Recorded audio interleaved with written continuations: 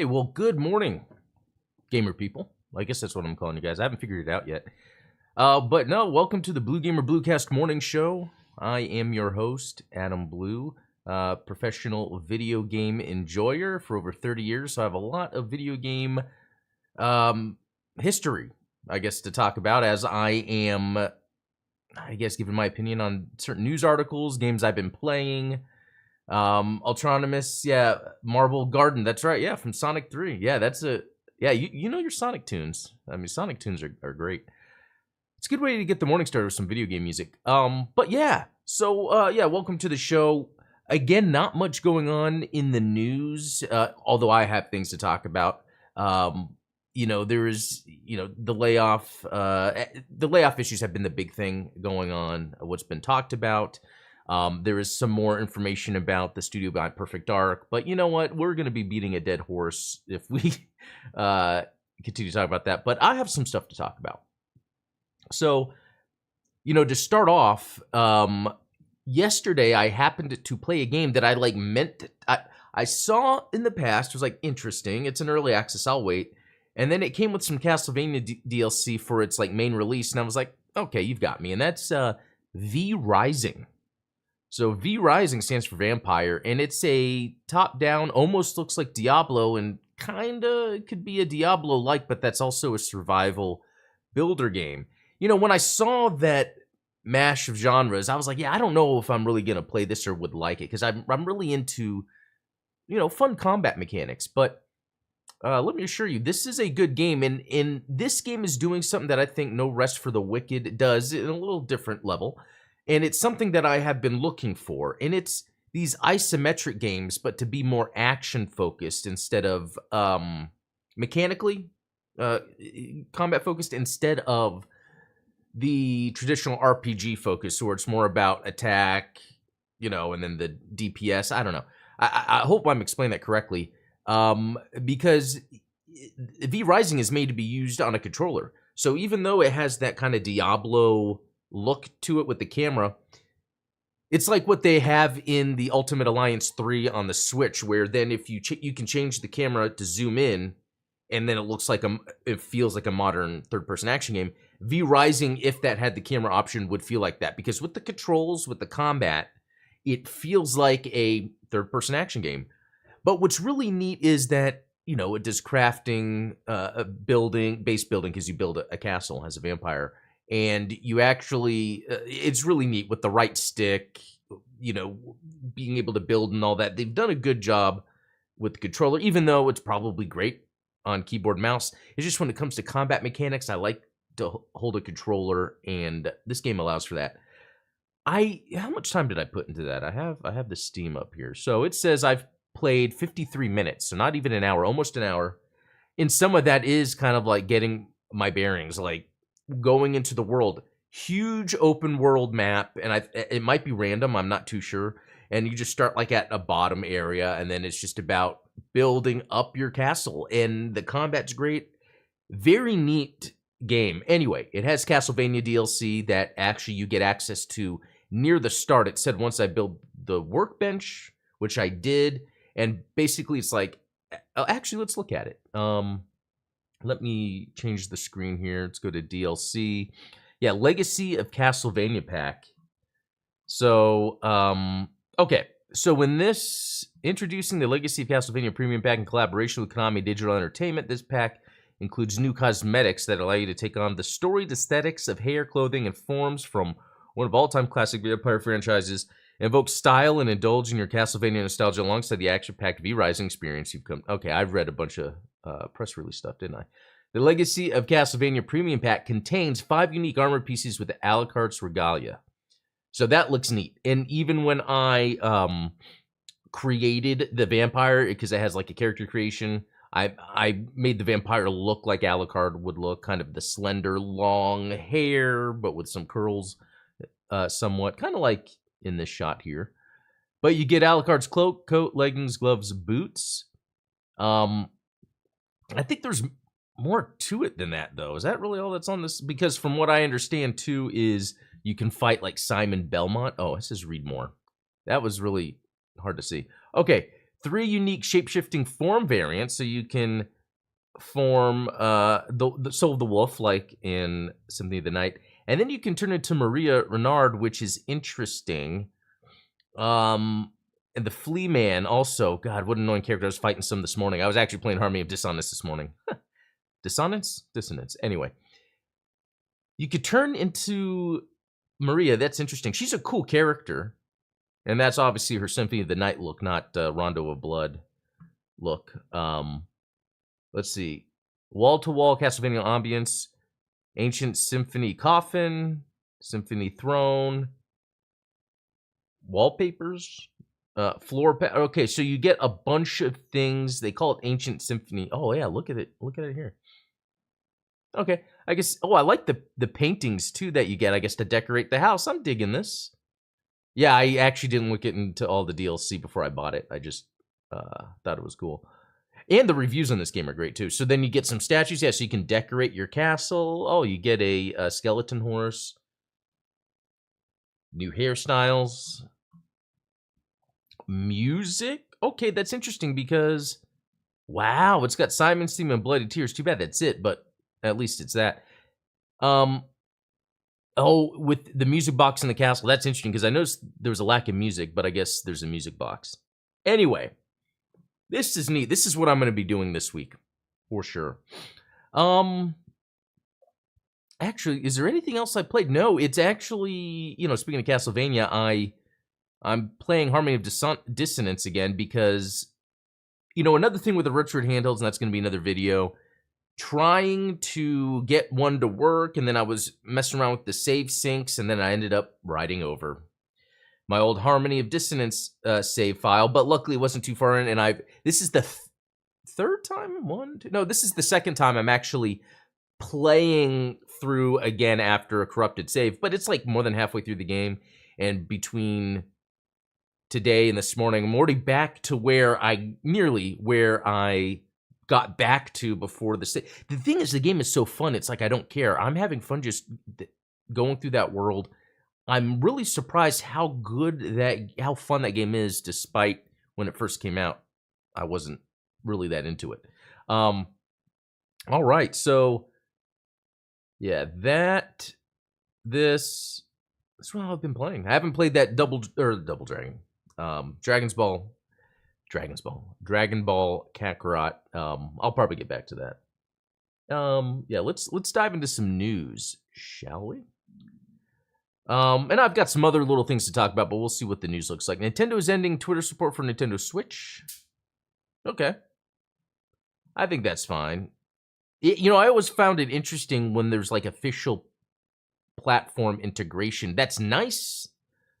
That is nice, but I feel like it almost takes away of that kind of centralized hub that something could be like a Switch. Like you go to your Switch to kind of see and I guess maybe communicate with others that are in that Nintendo world. Going to Twitter for that, not the best. And part of that could maybe just be API calls because Twitter charges a lot for that now, like they had to, now that they don't get funding by any state sponsors. Twitter has to then pay for their own API calls on the server, so they are charging then people that are using these services, and so it's either someone stops using it or pays to use it, depends on what the needs are exactly. Study finds YouTube is the most popular and trusted platform for game discovery. I agree. YouTube, with all the crap that you can find on it, it's probably the most organic and honest. Especially if you consider times when YouTube as a corporation or as their policies have then like banned and silenced people.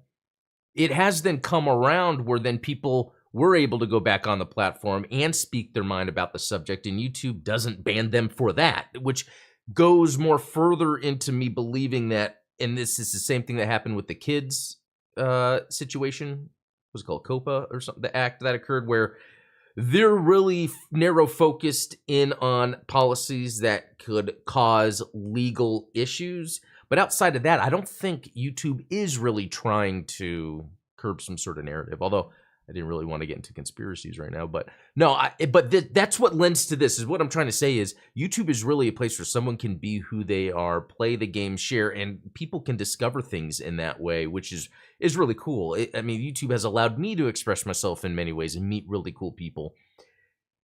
And it makes sense being the platform to discover games because a lot of times publishers and developers are relying on a Steam front page, Xbox front page, PSN front page. Did they do a deal with the platform holder to get some space when a game releases?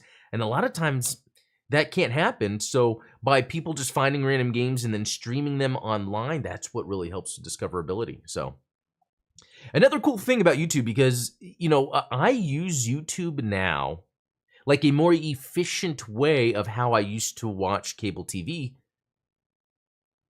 15 years ago. I don't know how long it's been, where I would have the TV on, flip through, see if there's anything to watch. Sometimes there was, sometimes there wasn't. Then I'd just be on my computer depending on what was on, what wasn't.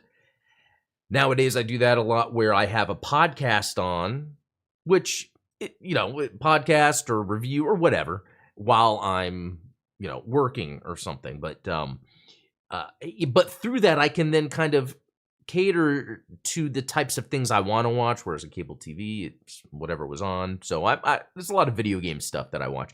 It's interesting, though. I just realized something. So yesterday, my work day was so busy that and it was a different type of busy. It was the type of busy where I needed to pay attention to what was being said. So I didn't listen to a lot of podcasts yesterday. So I'm glad I kind of went a day where I didn't hear the aftermath of everyone complaining about the layoffs. So that's another thing. There's like this balance. YouTube can give you a lot of stuff, but sometimes you don't want to just sit there in front of YouTube all day. Let's see. Yeah. Xbox Studios boss says it needs smaller award-winning games on day one after closing Tango Gameworks. And I didn't want to bring this up, but I am bringing this up because, yeah, it might have won several awards, but it didn't make Microsoft money. They even tried to throw it on other platforms to try to make it, and it just didn't. You got to give Microsoft props for trying. They were losing money, and they were trying. And there's just a limit. Even a corporation has a limit to where they're like, okay, yeah. Capcom announced its 7th consecutive year of record results. Congrats to Capcom. They've been killing it. They've been nailing it. And, I'm wondering in how long from Capcom will we get a new IP? Because I'm trying to think. Dragon's Dogma, you would say that's a new IP, even though the first game, came out in 2013, 2014, and it was loved by people. The sequel came out. We're getting the Resident Evil remakes, Monster Hunter. Yeah, I wonder if there will be another Devil May Cry. Yeah, I think Capcom needs to try to come up with another IP, but maybe they don't. Like, why I'm saying they need to is now that they're killing it with their own IP. It would be cool for Capcom to come up with something. They did do the dinosaur one. I forget what that was called, and that didn't really, from what I understand, didn't do all that great. Dead Island 2 reaches 7 million players. That's a good game. And it's different, too. It's not the typical open world. It's very structured, but it feels open. ZeniMax on studio closures. I think we were about to topple over. So even ZeniMax has something to say. Let's see what they are saying exactly. Xbox closures of 4 studios this week was due to a lack of staff and support. As reported by Bloomberg, head of ZeniMax Jill Braff reportedly said during a town hall meeting on Wednesday, it was hard to support the studios globally with a lean central team and various projects in the works. I think we were about to topple over. Xbox Game Studios head Matt Booty allegedly added that the decision to close the 4 studios was to free up resources elsewhere. So, and that's what's interesting. I don't want to get, I feel like we've talked about this enough, but, it's that thing where, Microsoft is kind of a cool partner to work with. And I think that's been very obvious. If you look at partnerships Microsoft has had with companies, they're always doing neat things. And they kind of let, especially their own dev studios, do their own thing. Now, a lot of times we complain about publishers maybe having too much of a stranglehold over their developers. We complain about that a lot. Microsoft's not really one to do that, but then it caused this. So I think we're just seeing on the two ends of the extreme of how you can manage your developers. Like, you don't want to go too extreme, but you have to have some degree of oversight. Microsoft's figuring out at least they have the money to figure it out, because look, Stadia closed down. They had Jade Raymond that was going to lead a games initiative over there. That closed down. Amazon had some stuff in the works, and I don't know what's going on with that. Let's see. What was another high profile? I can't think off the top of my head, but it's very hard to just create a game studio from scratch. Oh, yeah, Disney. They decided to axe, but then decided to bring it back. Because I think if a company does it intelligently and they think about it, they can get a studio up and running. You just got to think of so many factors. Not only do you have to make a game purposely for the point of it to be fun, but you also got to really think about your budget and just be like, you know what? As much as we want this big budget, let's try to work a little lean. Let's focus on mechanics. What do I know, right? I just play games all the time. Games Music Fest, that's cool. I love music and video games. Next ROG Ally is being teased today. So is that yeah, that is today. So there'll be a YouTube video dropping about 3 p.m. Eastern. So that will be 2 my time. That's cool. I'm really excited. I mean, I have a ROG Ally. Would I get the second one? I wouldn't, unless, like, if it's just more powerful, no.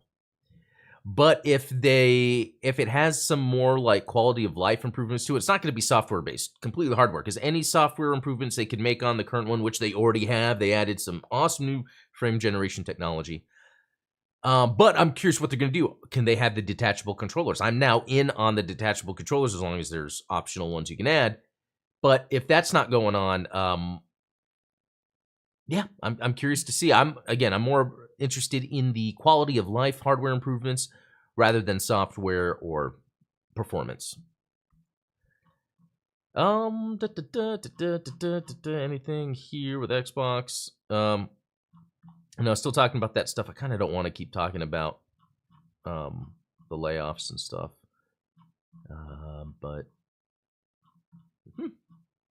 yeah, not too much going on. So something that I could jump into is something that interests me. Gundam Breaker 4, which, to be honest, the Gundam Breaker games have always had, in my opinion, very grindy, shallow combat, even though it was pleasurable. It was fun to do the combat, but again, very grindy, very shallow, so I lost my interest. A game, it needs to...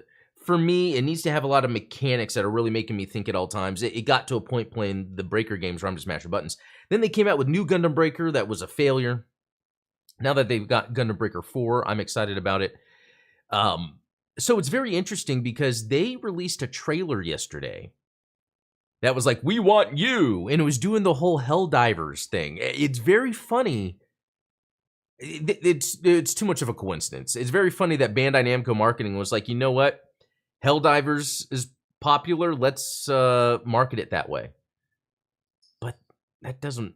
And there's this other thing, too, where they started pushing the pre-orders more and added more that you would get. I think because all of this is happening, I think because the pre-order numbers are low.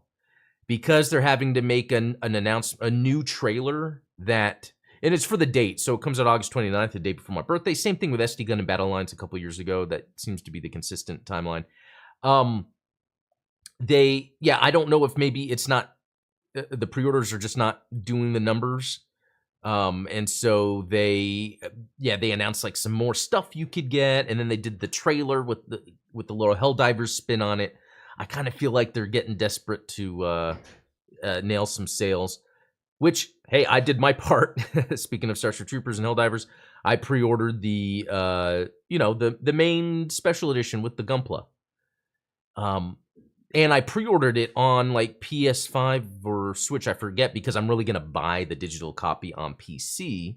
I just wanted to get the Gunpla and all the stuff. So I'm supporting the cause, but like, the interesting thing is that this is not going to be on Xbox, and that actually goes against what their prime initiative was recently or past couple years, where they, would be developing an Unreal Engine 5. All games are multi-platform. Just these little things that I'm seeing tell me cut corners to get this game out the door, and that might affect its end result. I hope not. I think the lack of Xbox is a mistake, especially when we're seeing the potential of an Xbox handheld coming up, the cross-platform play. Because if you're skimping on a game's budget, I think you at least need to make it available for as many players as possible. They did it with SD Gundam Battle Alliance. To a degree with Gundam Evolution, that got shut down. So, yeah, this just Gundam means a lot to me. And video games are such a big deal. The medium is such a big deal. It is baffling to me they do not have a prestige Gundam gaming title. They're just scraping the bottom of the barrel. I don't mean any offense to people, because I know people like Gundam Breaker, but let's be honest, this is it's not a prestige title.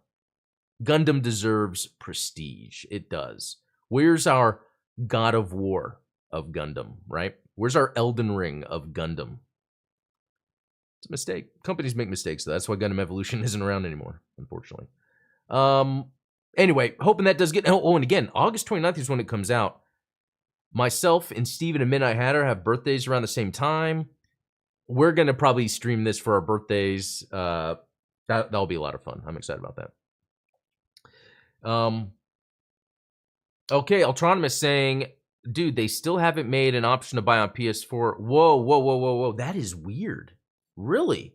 Because that's even worse than the Xbox thing, in my opinion. Because the PS4 has the largest install base, in terms of like the Xbox and PS5 systems. Interesting. Oh, and Ultronymous is saying it was grindy, but I did like experimenting with the options they gave, and yeah, it was super fun. That's good. Yeah, and that's the thing. These games are fun. They're just, and I hope this changes. It's just shallow enough to where I'm done, after a few hours, or more than that. But we'll see. Let me see if there's any other interesting. Arcane Austin was reportedly pitching an immersive sim before closure. I mean, you can pitch and release games all you want, but if nothing's hitting or making money, I mean, they did Redfall. Like, enough said. Even if that's, I don't want to go into it, actually.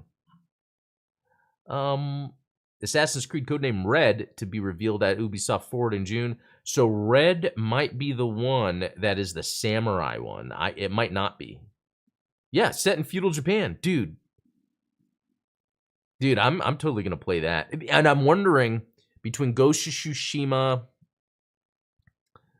Rise of Ronin, I guess, more Ghost of Tsushima. So I'm wondering the type of combat system that is going to be involved with this Assassin's Creed game. Like, are they going to change? They've had a few years off. Has it been a few years to make this sort of mainline Assassin's Creed game? Last year's Mirage, I think it was called, was kind of a quicker, smaller scoped game, which was cool, but it was like, what's the point? But yeah, doing a new Assassin's Creed after a while of not having a mainline Assassin's Creed and it's set in Japan, I'm hoping, it was announced in 2022. I'm hoping it's going to look really cool, be fun. Wow, the Joker is joining Multiverses, which I'm not playing, but voiced by Mark Hamill. I love that stuff. I love stuff like that. He's the guy you would get.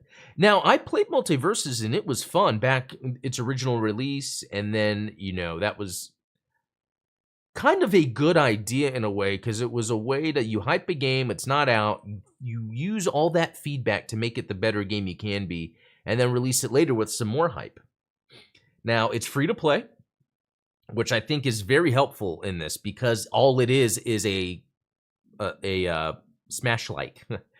So, when you make games that are alike, I think sometimes it's better to make it free, because when people are looking for the same thing and it's free, they'll jump into it. But if they're looking for the same thing, it's like, oh, well, this is Warner Brothers characters. What's the big deal? And being able to be free gets people in. So that's what he looks like. Pretty cool design. Let's see. Anything else? Yeah, Perfect Dark is in a very rough state. So, yeah, because Perfect Dark was more of a way of Rare to make their own GoldenEye, but using their own IP. So far removed from the intent of the original developers when you're this far in the future, what is it you're trying to do with the game? Well, I know exactly what they need to do with the game. They need to make open zone, make it where it's like a handful of levels that are gigantic. And as Joanna Dark, you just start at a certain point in the level, and then it's like, here's some gadgets maybe that you can equip, and then it's like, okay, try to get through this as a spy, because she's a spy. That's the thing. Make it first person, but make it where you are sneaking around doing spy shit. So that, I don't mean to sound like I know what I'm talking about, because I probably don't, but that sounds like it's an easy thing to plan out and to make it fun, even if it doesn't blow everybody away. Yeah. I kind of dig it being brought back as just a GoldenEye-like. We don't have any of those in modern day. Yeah, that's a good point, because I was playing that GoldenEye remaster, remake, re-release, whatever it was, and just those controls and the setting, it evokes something specific you don't normally get from first-person shooters today. It is its own thing. That's why it's not that it's a first-person shooter that makes it good. It's that system that was, part of Time Splitters, actually, because that team went on to make Time Splitters. Let's see. Anything else going on? It's getting near the top of the, I keep saying top of the hour, at the 30 mark.